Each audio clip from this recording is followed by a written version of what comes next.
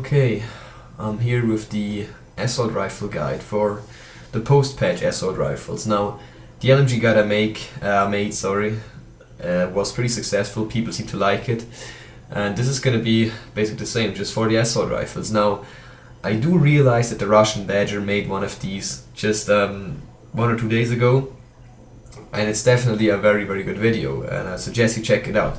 However, he did not go into the attachments too much, and I think the attachments are also very important, and I want to talk about those in this specific commentary.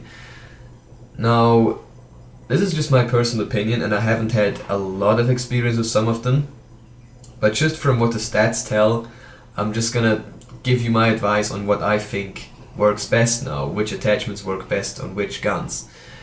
And I'm also gonna avoid that this is not post-patch footage, it's pre-patch footage, so I didn't really manage to record anything good besides than spawn raping. I had some really good gameplays, but it seems that right now with the high ticket servers it just like always ends in spawn raping, and that's not interesting to watch, so still hope you enjoyed the gameplay though. Now let's begin with the sights. As for the sights, I really can't say what is better and what is worse. To me personally, I like to use unzoomed scopes, as unzoomed scopes have a slower aim down sights time, which is to me as an aggressive player very useful. This means I use the holographic sights, the Red Dot and the Cobra a lot. But this is all of course up to you. If you prefer using the ACOG, go ahead, especially on guns that have good accuracy. I think the ACOG is a better choice now. But this might just be my opinion. If you want to use an attachment, go ahead, any sight, go ahead, do it. I really can't say what is best here and what is worst. So basically that's it for the sights, whatever you want to do. I mean, if you're good with a rifle scope, use that rifle scope. It's perfectly fine. I mean, I can't really give you too much of an advice here. Now the next thing that is kind of different is the foregrip and the under barrel attachments.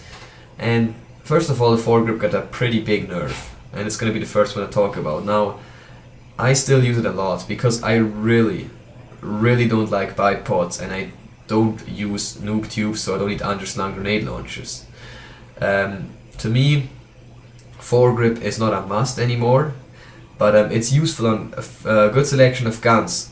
For example, the AEK work really well with a foregrip because they have a lot of sidewards kick. I guess the FAMAS would also work well with it. I haven't used the FAMAS in ages. Overall, there's just a few guns that I think, especially those with a high horizontal kick, work really well with a foregrip.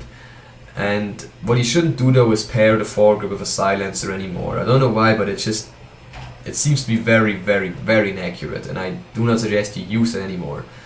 To me personally, as I said, foregrip is still a good attachment, but it works best on guns that have a low vertical recoil, or just basically kick a lot to the sides. Specifically AEK, FAMAS, stuff like that, you know. Those are the best examples, and you don't really need it on guns like the M416 and the M16A3, as those don't kick to the sides a whole lot. Still don't think it's a bad attachment though. It gives you some accuracy penalty, but it makes the recoil a lot more controllable on many guns, as you're just gonna kick upwards and not downwards not to the sides too much.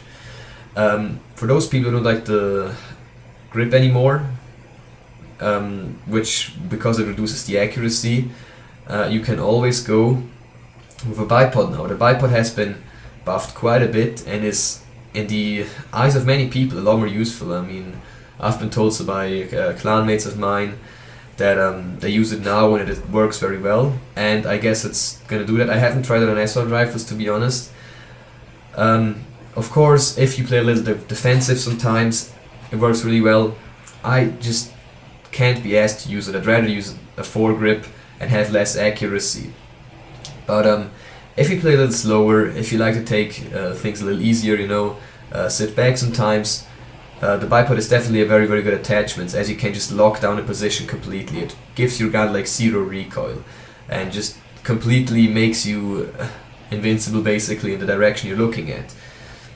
And that's basically where I suggest you using it. I myself, as I said, don't like it anymore. I never liked it, to be honest, but if you want to use it, go ahead and do so, especially on guns like the M416, I think, M16, those guns that have more horizontal, less horizontal kick than vertical kick, work really well with a bipod. And same goes for the underslung attachment. If you want to use an M26 Mass, I suggest the best guns you want to use it for are those with a low horizontal recoil. So you can still be fairly accurate at long range, but also dominate in close range with your M26, whatever, or the noob tube. If you want to use that, do it. I mean, it's up to you. Now, that's been it for the underslung attachments, I guess. I'm just gonna make a quick break and talk in here because my nose is really clogged basically, so see you in a minute. Okay, here again. I'm sorry for that one, but it's just I had so many fails because of my nose that I had to make a quick break there. Now, the next attachments are the barrel attachments, which means flash suppressor, silencer, tech light, laser pointer, and heavy barrel. And to me, the flash suppressor now is probably the most useful of these, simply because I'm playing aggressive, and as an aggressive player, the flash suppressor reduces your recoil, which makes you more accurate at a mid-range and close range too, but doesn't really help you at long range at all. So to me it's a very good attachment, but that might just be my opinion. I like to use it on a lot of guns, especially those who have a lot of horizontal kick, and basically in every gun. To be honest, I use the flash suppressor in every gun now, because to me it's a very useful attachment. Now, I know that many competitive players really like to use the heavy barrel, and I see the point. You can still control it really pretty good if you know how to, and it makes you a lot more accurate. Where I think the heavy barrel shines the most is the burst fire assault rifles, which means AN-94, KH-2002 and the M16A4. Might be my opinion, but I find that these guns work very well with the heavy barrel. And they also work very well, the heavy barrel also works very well with guns such as the L85 and the AK-74. God damn it, sorry. That's why I failed so many times when my throat is fucking me up pretty badly. Now, heavy barrel, as I said, definitely is a lot more useful now. It makes you very accurate, gives you more damage at range, and to me, as I said, I don't really like it too much, as I'm running around like a madman.